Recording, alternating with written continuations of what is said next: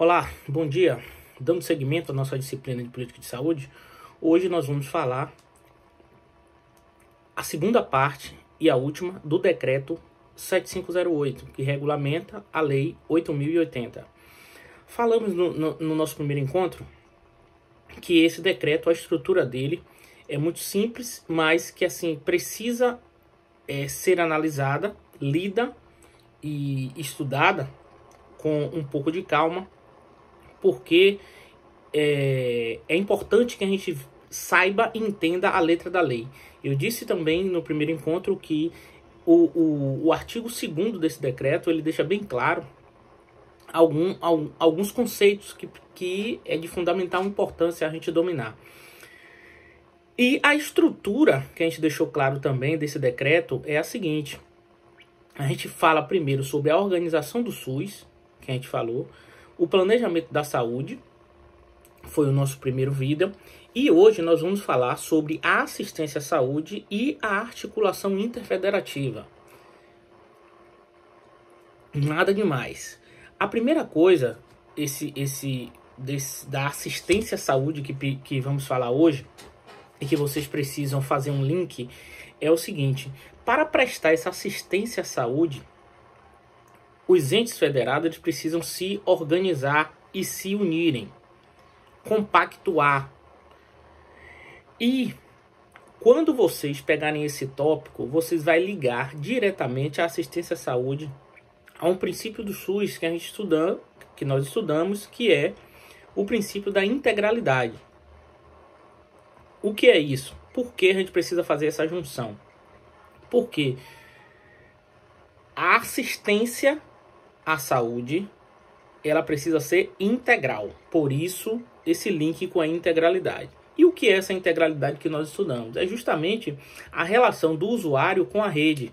Lembrem, rede de saúde, né? É importante a gente saber esses conceitos, porque para nós entendermos esse decreto. Então ele diz assim, olha, a assistência à saúde ela tem que ser integral. Por quê? Porque o SUS é um princípio do SUS. Ou seja, como exemplo temos você procurar um serviço numa unidade e quando chega lá você ser atendido em sua forma plena. É isso que é integralidade. É a relação nossa, a relação do usuário, nós que somos usuários, com a rede, né, de forma integral.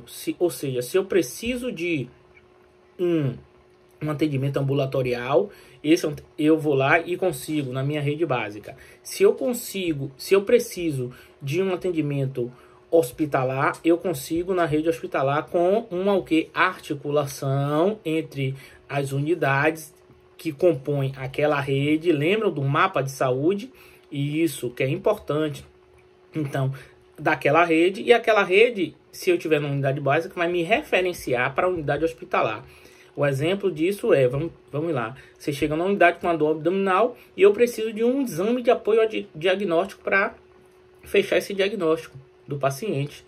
Então, o que é que eu vou fazer? Eu não tenho lá na minha unidade básica um ultrassom ou uma tomografia. Eu vou referenciar uma unidade ambulatorial especializada que tem esse exame, ou a unidade hospitalar. E aí eu completo esse ciclo na rede e completo seguindo o princípio da integralidade desse paciente. Outro exemplo muito importante que a gente pode dar são os processos de cirurgias complexas. Se eu estou lá num município pequeno e eu não tenho condições de fazer esse tipo de cirurgia, vamos lá, um infarto agudo do miocárdio, a gente vê lá que vai necessitar fazer uma angioplastia, um cateterismo, e eu não tenho em minha unidade. O que é que eu vou fazer? Eu vou fazer vou utilizar dos meus recursos necessários para atender esse usuário, e após eu não tiver mais recursos, acabados os meus recursos, eu vou referenciar ele a uma unidade que tenha recursos para isso. É isso que é a assistência à saúde, que é descrita no decreto 7508. Só que essa assistência à saúde, gente, ela vem com algo que eles gostam muito de cobrar e que é algo muito importante. Por quê? Porque todos esses procedimentos que alguns que eu citei aqui e outros mais, ele precisa ser descrito em uma relação. Então, o que é que acontece? O SUS, ele organizou esses procedimentos em uma relação. O nome dessa relação é a RENASES, ou RENASSES, como vocês queiram ler, que é a Relação Nacional de Serviços, de Ações e Serviços de Saúde. Perdão. Relação Nacional de Ações e Serviços de Saúde. O que é que consta nessa relação? Nessa relação está descrito todos os procedimentos que você pode encontrar no Sistema Único de Saúde e que está habilitado para os profissionais da área de saúde fazê-lo. Ou seja, se você vai lá numa unidade e se esse procedimento está descrito nessa RENASES, ele vai poder ser contemplado. E aí você pergunta, e se não tiver, aí o que é que vai acontecer? Os municípios e os estados têm a discricionariedade de, se não estiver escrito, fazer um relatório detalhado do procedimento que aquele usuário necessita, e aí vai direcionar esse relatório e o Conselho Nacional de Saúde vai analisar e vai ver algo similar ou vai ver a possibilidade de resolver, olha aí a resolutividade, resolver o problema daquele usuário, porque eu preciso ter uma assistência integral. Tranquilo? Então a primeira relação que nós vimos foi a RENASSES, né? E beleza, além dessa relação nacional de ações e serviços de saúde, nós temos outras, que é a RENAME, que é até a mais conhecida. Essa RENAME é a Relação Nacional de Medicamentos Essenciais. Cuidado, por quê? Porque em vez em quando algumas bancas estão colocando esse de especial ou especializado. Não, o protocolo deixa lá bem claro. Relação Nacional de Medicamentos Essenciais. O que é isso, professor? Essa relação é um compêndio, obviamente, que descreve todos os tipos de medicamento para todas as patologias que o SUS que está contemplada no Sistema Único de Saúde e que está descrito nas ações e serviços de saúde lá da RENASES. Entendeu? Ou seja, nessa relação está contido lá o medicamento, um antipertensivo, um hipoglicemiante, né? Medicamentos diversos, analgésicos, antitérmicos, que é para justamente quando o médico for prescrever e for entregar ao usuário, o usuário encontrar esse medicamento lá na rede, lá na UBS dele. E isso é muito comum, você ter acesso a pessoas que têm hipertensão, diabetes, renais crônicos, né? Vai com a receitinha lá e pega na UBS lá o seu captopril, a sua losartana, a sua hidroclorotiazida, né? Então isso que é importante, é quando ele prescreve e e por que esse medicamento precisa estar na RENAME? Porque quando o médico prescrever, o dispensador lá na farmácia vai ver que é um medicamento que se encontra na relação e vai dispensar. E se acontecer de um medicamento que não tiver na relação e o médico prescrever, não será dispensado, porque não contempla essa relação. Entendeu? Então, primeira, RENASES, ações e serviços de saúde. Segundo, RENAME, medicamentos essenciais. A RENAME e a RENASES, ela precisa, de acordo justamente com as novas tecnologias da informação e por conta também do crescimento aí populacional e de novos aparecimentos de patologia, elas se renovam a cada 2 anos. Está lá no decreto dizendo quanto tempo será renovado ou atualizada a RENASES e a RENAME a cada 2 anos. A RENAME, ela está conjugada com o que vocês vão ver aí falar sobre um FTN. O que é o FTN? é um formulário terapêutico nacional. Esse formulário ele é como se fosse uma AIH, né? A autorização de internamento hospitalar.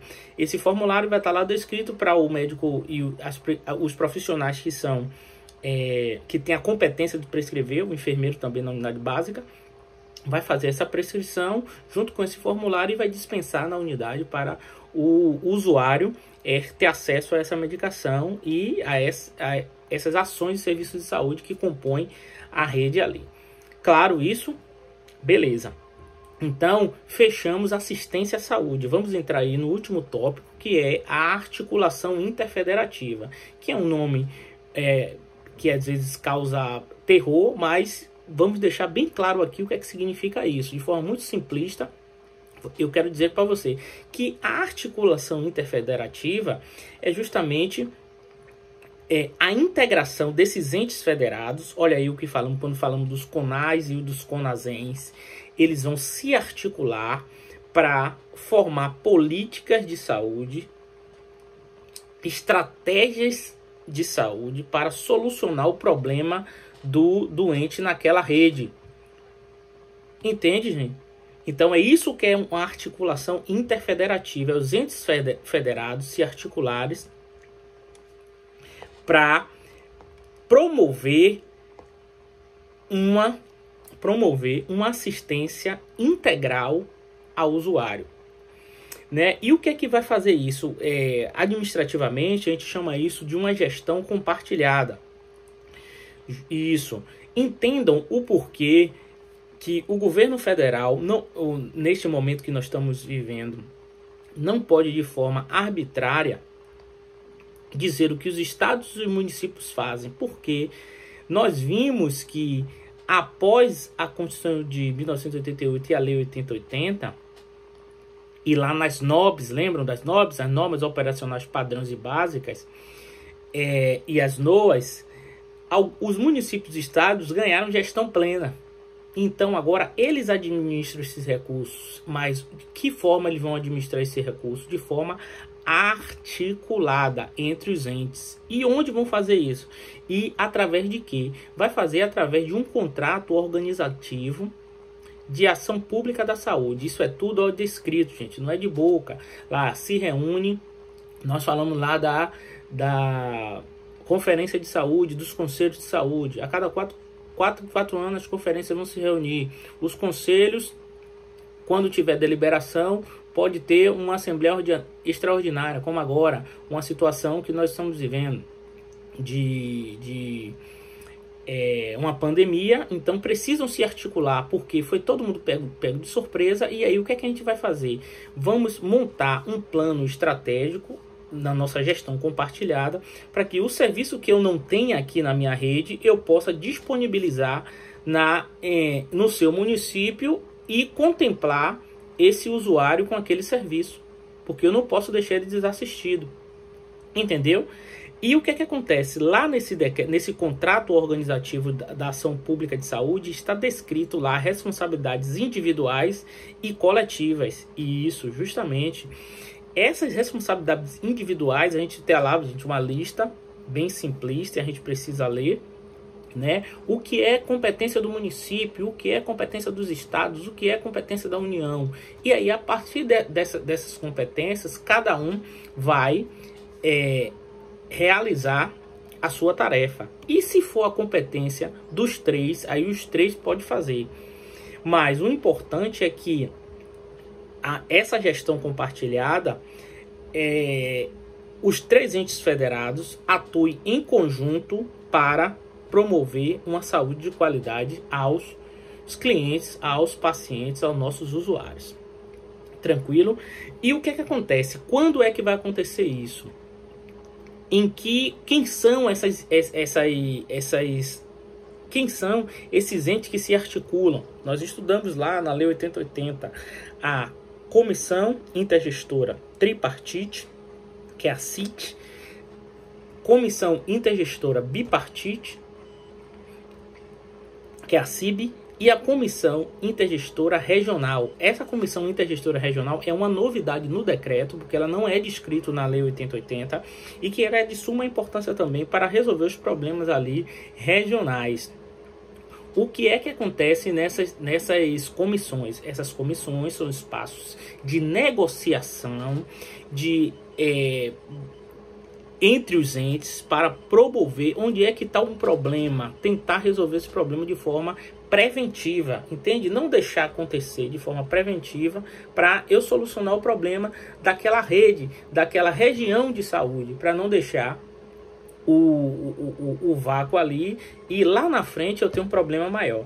Então, o que é que vai acontecer? A CIT, Comissão Intergestora Tripartite, vai se reunir estados, municípios e União, né? Vai compartilhar informações, vai ver qual é a deficiência do município tal, qual é a deficiência do estado lá, do estado tal, e a União vai legislar e vai tentar de forma resolutiva abarcar recursos tanto profissionais como financeiros, né, para resolver o problema daquela região.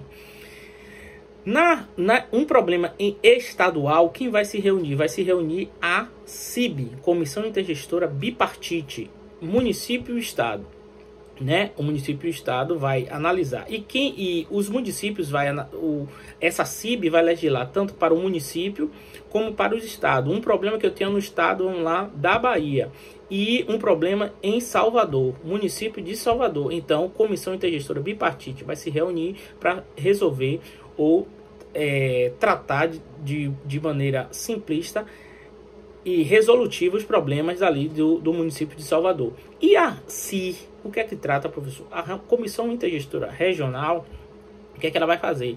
Ela vai resolver o problema ali local, ou seja, tem um problema no município, lá em uma região daquele município. Então, quem vai se reunir, quem vai deliberar? A Comissão Intergestora Regional, que ela está ali em campo, entende?